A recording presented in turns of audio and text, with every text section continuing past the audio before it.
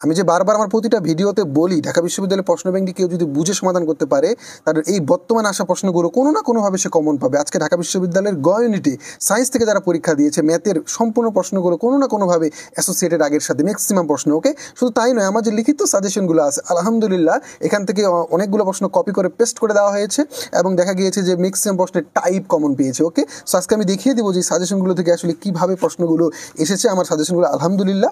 So আমি যেহেতু অনেক কিছু মাথায় রেখে বোর্ডের কোশ্চেনগুলো, ইঞ্জিনিয়ারিং কোশ্চেন ব্যাংকগুলো মাথায় রেখে চেষ্টা করেছি, যদিও আমি বারবার বলি যে ম্যাথ এবং ফিজিক্সে ভাই প্রশ্ন কমন পাওয়াটা সো টাফ। একটু পরে আমি বলতেছি কেন টাফ, তবে আমি দেখাই দিই যে এখান থেকে প্রশ্নগুলো কীভাবে এসেছে। দেখো এখানে তোমরা দেখতে পাচ্ছ কিনা, ফটোকপি কোয়ালিটি ভালো আসে নাই, যে x square plus y square equal to 81 বৃত্তের একটি জ্যা -2 বিন্দুতে সমদ্বিখণ্ডিত হয়, ওই জ্যা এর সমীকরণ নির্ণয় করো।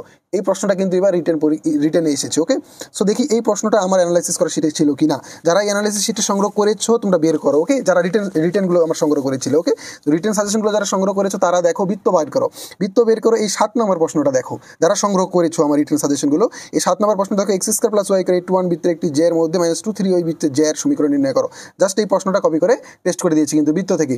সো মিলিয়ে নাও যারা সাজেশনগুলো সংগ্রহ করেছিলে, আমার রিটেন সাজেশন সংগ্রহগুলো করেছিলে, তোমরা জানো এখন যে আমি এই সাজেশনগুলো দেখো আমি কিন্তু খুবই বেশি কোশ্চেন দেই নেই, সর্বোচ্চ 15 থেকে 20টার মতো কোশ্চেন দিয়েছি, কিন্তু ভাই আমি সব কোশ্চেনগুলো দেই নেই। অনেক বইয়ে দেখবা যে সব কোশ্চেনগুলো দেয়। আমি একটু পরে বলতেছি আমি কীভাবে সেট করেছি প্রশ্নগুলো, আগে প্রমাণগুলো তোমাদের দিয়ে দিই। ওকে, তোমরা অনেকে বিশ্বাস করতেছি না যে ভাইয়া কী বলে যে কোশ্চেন ব্যাংকগুলো করলেই নাকি প্রশ্নগুলো কমন পাওয়া যায় হুবহু। আচ্ছা, এই প্রশ্নটা দেখো যে যদি x equal to p x equal to q equal to 0 হয়, x square plus q square p equal to 0 হয়, সমীকরণ দুইটির কেবল একটি মূল সাধারণ থাকে, তবে প্রমাণ করো যে p plus q plus 1 equal 0। এই মানে রিটেনটি আপনার সাজেশনে ছিল কি না দেখো। আমার সাজেশনে যে বহুপদী সমীকরণ সবাই বের করো, যারা আমার সাজেশনগুলো সংগ্রহ করেছো একটু বের করো।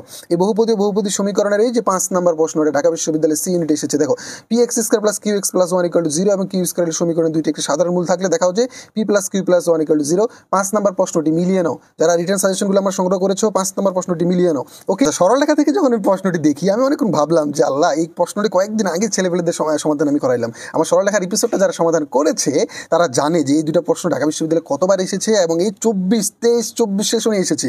এই প্রশ্নটা দেখো রিটার্নের আকারে তুলে দিয়েছে। আমি বারবার করে তোমাদের যে বলি ঢাকা বিশ্ববিদ্যালয়ে বিগত 20 বছরের প্রশ্নগুলো করলে যেগুলো বড় বড় প্রশ্ন একটু সেগুলো তারা রিটার্ন আকারে আবার তুলে দেয়। দেখো এমন একটি সরলরেখার সমীকরণ বের করো যা এত এবং এত এর ছেদবিন্দু অতিক্রম করে। তাহলে এমন একটি সরলরেখার সমীকরণ বের করতে বলতেছে যেটা এত এবং এত বিন্দু দিয়ে যায়, এত দুইটি সরলরেখার ছেদবিন্দু দিয়ে যাবে এবং এই রেখাটার উপর লম্ব হবে, একটা সার্টেন রেখার উপর লম্ব হবে। দেখো এই কোশ্চেনটি, এই ধরনের এই কোশ্চেন আমি তোমাদের ঢাকা বিশ্ববিদ্যালয়ে সমাধান করেছিলাম। দেখো আমি সমাধান শুরু করে দিয়েছিলাম যে এত এবং এত সরলরেখা ছেদবিন্দু দিয়ে যাবে এবং এক্স অক্ষের সমান্তরাল হবে। এখানে শুধু সমান্তরাল দিয়েছে না, দেখো ওয়াই অক্ষের সমান্তরাল যাবে এবং এত রেখার ছেদবিন্দু দিয়ে যাবে। তার মানে দুইটি রেখার ছেদবিন্দু এবং পার্টিকুলার এখানে শুধু বলছে ওই রেখাটার উপর লম্ব। আর এই দুইটা প্রশ্ন ঢাকা বিশ্ববিদ্যালয় 13, 14 এবং 17, 18, 23, 24 সেশনে এসেছে। শুধু বলেছে কি বলেছে এক্স্যাক্টলি, শুধু বলেছে একটা পার্টিকুলার অক্ষের সমান্তরাল না বলেছে লম্ব বলেছে। এই প্রশ্নগুলো কিন্তু আমি রিটেন আকারে অলরেডি ঢাকা বিশ্ববিদ্যালয়ে দিয়েছি। আমি জানি ভাই এই কোশ্চেনগুলো কোনো না কোনো সেশনে রিটেন আকারে দিবেই। এটা কিন্তু এমসিকিউ ছিল। দেখো আমার যে রিটেন সাজেশনগুলো ছিল, দেখো এক্স প্লাস ওয়াই 3 এবং ওয়াই ইকুয়াল টু এক্স সরলরেখার ছেদবিন্দুগামী, তার মানে এই দুইটা সরলরেখার ছেদবিন্দু দিয়ে যাবে এবং এক্স অক্ষের সমান্তরাল। শুধু তারা কি করেছে, এক্স অক্ষের সমান্তরাল না দিয়ে এক্স্যাক্টলি একটা সরলরেখা এখানে দিয়ে দিয়েছে। So this is the case. তো ডিরেক্টলি ইনডিরেক্টলি সেম টপিক এইভাবে বিভিন্ন স্টাইলে তোমরা কিন্তু কমন পাবে ইনশাআল্লাহ। তারপর এখানে দেখো যে আরেকটা কোশ্চেন দিয়েছে যে একটা সরলরেখা, এখানে একটা সরলরেখা, এখানে 3টি সরলরেখা দিয়েছে, 3টি রেখার দ্বারা সঙ্গে ত্রিভুজের ক্ষেত্রফল নির্ণয় করো। সো একটা মানে সরলরেখা দিয়েছে, টপিকটা কি যে সরলরেখা দিবে তোমাকে, দিয়ে বলবে যে আবদ্ধ ক্ষেত্রফল সেটার তোমার ক্ষেত্রফল বের করতে বলো। এই ধরনের প্রশ্ন আমার যে রিটেন সাজেশনগুলোতে অনেক আমি দিয়ে রেখেছি। ওকে, যেমন দেখো এখানে x equal to 0, x equal to 4, y equal to 5 রেখাগুলো দ্বারা আবদ্ধ ক্ষেত্রফল কত। এই 4টা মানে এখানে শুধু চতুর্ভুজ হবে মেবি, আর এখানে একটা ত্রিভুজ হবে। ওকে, আরও দিয়েছি। দেখো এখানে একটা ইকুয়েশন, এখানে একটা ইকুয়েশন, সমীকরণ দ্বারা একটি চতুর্ভুজের 4টি বাহু নির্দেশ করে চতুর্ভুজের কোন দুটি সমীকরণ বের করে এটা ক্ষেত্রফল বের করো। সো এই ধরনের কর্ণ বের করো, ক্ষেত্রফল বের করো। শুধু তাই নয়, আমি কিন্তু এটা নিয়ে একটা এপিসোডে বানিয়েছিলাম সরলরেখাটা যখন তুমি চ্যাপ্টার করাই, যে ঢাকা বিশ্ববিদ্যালয় এই মুহূর্তে অনেকগুলো কোশ্চেন এই এরিয়া থেকে চলে এসেছে। ওকে, তো এই যে এক্স অক্ষ, ওয়াই অক্ষ, পি অনেক ভেরিয়েশন করে শুধু ক্ষেত্রফল বের করতে বলে অনেক স্টাইলে প্রশ্ন চলে এসেছে। আমি এটা করেছিলাম কিনা যারা আমার সরলরেখার অধ্যায়টি পড়েছে বা আমার এই ভিডিওটি দেখেছে তারা জানে যে আমি বলেছিলাম এই যে এরিয়া থেকে কতভাবে কোশ্চেন করে। দেখছো ভাইয়া, এই যে টপিক থেকে কমন পড়বে, ডিরেক্টলি কমন পাবে, এই ধরনের জিনিসগুলো কিন্তু এখানে এইভাবে তোমাদের সাজিয়ে প্রশ্নগুলো কিন্তু করবে। ওকে, ইন্টিগ্রেশন দেখো ভাই, ইন্টিগ্রেশন যে একটা এখানে প্রশ্ন এসেছে যে integration x divided by x plus 1 to x plus 1, এই ধরনের প্রশ্নগুলো প্রশ্নগুলো আমার রিটেন সাজেশনে বা এই টাইপের প্রশ্ন দেওয়া আছে কিনা, টাইপের প্রশ্ন দেওয়া আছে কিনা। দেখো এই ধরনের প্রশ্ন, √(x), (x−1), শুধু এখানে তোমাকে সেম প্রসিজিউরে তোমাকে কিন্তু অঙ্ক করতে হবে। ওকে, তারপর যদি তুমি ত্রিকোণমিতি দেখো যে cos 4/5 মানে cos থিটার মান দেওয়া আছে, একটা ইকুয়েশনের মান তোমাকে বের করতে বলতেছে, মানে পার্টিকুলার একটা অনুপাতের মান দিয়ে দিবে, একটা ইকুয়েশনের মান বের করতে বলবে। এই ধরনের কোশ্চিন কি আমার মানে ত্রিকোণমিতির সাজেশনগুলোতে দেওয়া আছে কিনা, তোমরা যারা ত্রিকোণমিতির সাজেশন বের করছো তোমরা বের করে দেখো। প্রথম প্রশ্নটিতেই tan θ = একটা মান দেওয়া আছে, তারপর একটা ইকুয়েশনের মান বের করতে বলতেছে। আমি দিয়েছি tan θ, ওরা দিয়েছে শুধু cos θ। এখানে tan θ দেওয়া আছে, cos বের করতে বলছে, আর আমি এখানে তোমার cos দিয়ে দিয়েছে, ওর পরীক্ষায় tan বের করতে বলেছে। সেম কাহিনী। ওকে, সো এই ধরনের এইভাবেই রিটেনগুলো তোমরা কমন পাবে ইনশাআল্লাহ। তবে তোমরা ওই যে ঢাকা বিশ্ববিদ্যালয় এই ইউনিটের ক্ষেত্রে আসলে তোমরা আরেকটু গভীরভাবে তোমাদের বেসিকগুলো জানা থাকা লাগবে। কারণ দেখো এই ধরনের প্রশ্ন আমি অনেকভাবে দিয়েছি ভাই। এই যে (x² - 1), (x² - 4), দেখো এটাকে ভাঙলে কি হয়, এটাকে ভাঙলে এই যে (x+2), (x−2), এইটাই ঢাকা বিশ্ববিদ্যালয় বাদ দিয়েছে রিটেন পরীক্ষায়। ওকে, সো এইভাবে ডিপ অ্যানালাইসিস করেই কিন্তু আমি আমার রিটেন সাজেশনগুলো তৈরি করেছি ভাই। অনেকে বলে ভাইয়া যে এখান থেকে ডিরেক্ট কমন পাওয়া যায় কিনা, আমি কিন্তু ডিরেক্ট বলেছি না, কমন পাওয়া যাবে না ভাই। কারণ আমি ওভাবে মানুষের মতো ইউটিউবারদের মতো বলি না যে হ্যাঁ এখান থেকে 100% তুমি কমন পাবে। আমি অ্যাজ এ হিউম্যান ট্রাই করেছি।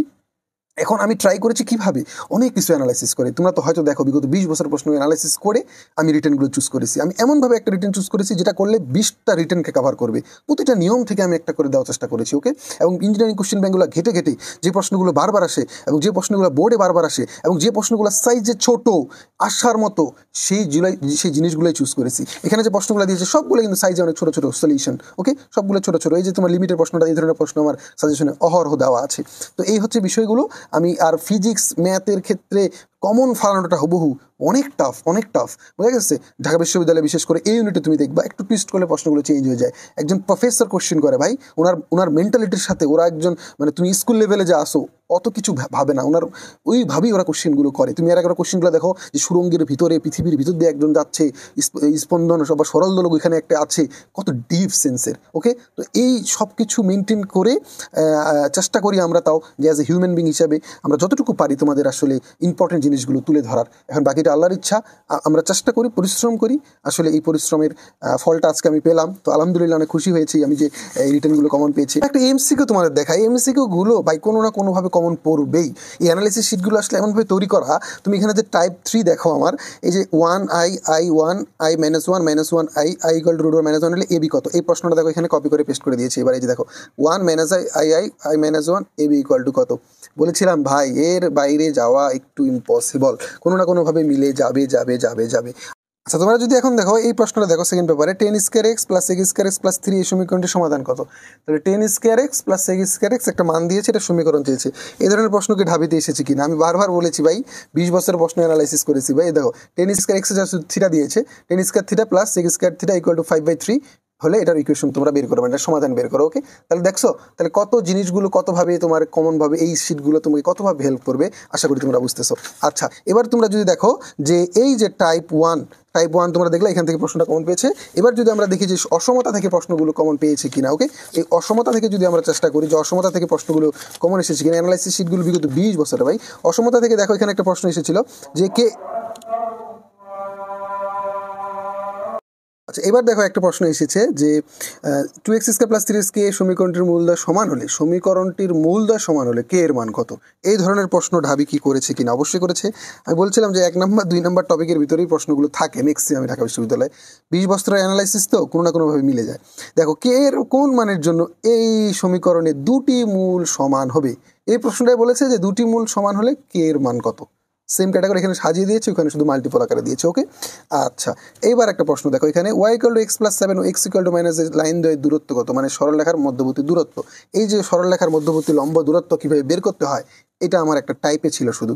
এই যে y = x + 4 y = রেখা দ্বয়ের লম্ব দূরত্ব।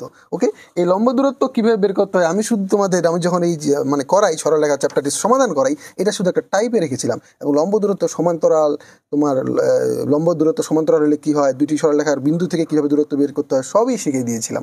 ওকে, সেটার প্রমাণগুলো তোমরা পেয়েছো। এভাবেই ঠিক আমি তোমাদের জিনিসগুলোকে দেখিয়ে দেবো ইনশাআল্লাহ। তারপরে তোমরা দেখো এখানে এই সেম আরেকটা কোশ্চেন, y = px + r রেখার ঢাল কত। এই ঢাল নিয়ে শুধু আমার একটা ইকুয়েশন ছিল, মানে আমি পড়িয়েছিলাম তোমাদের।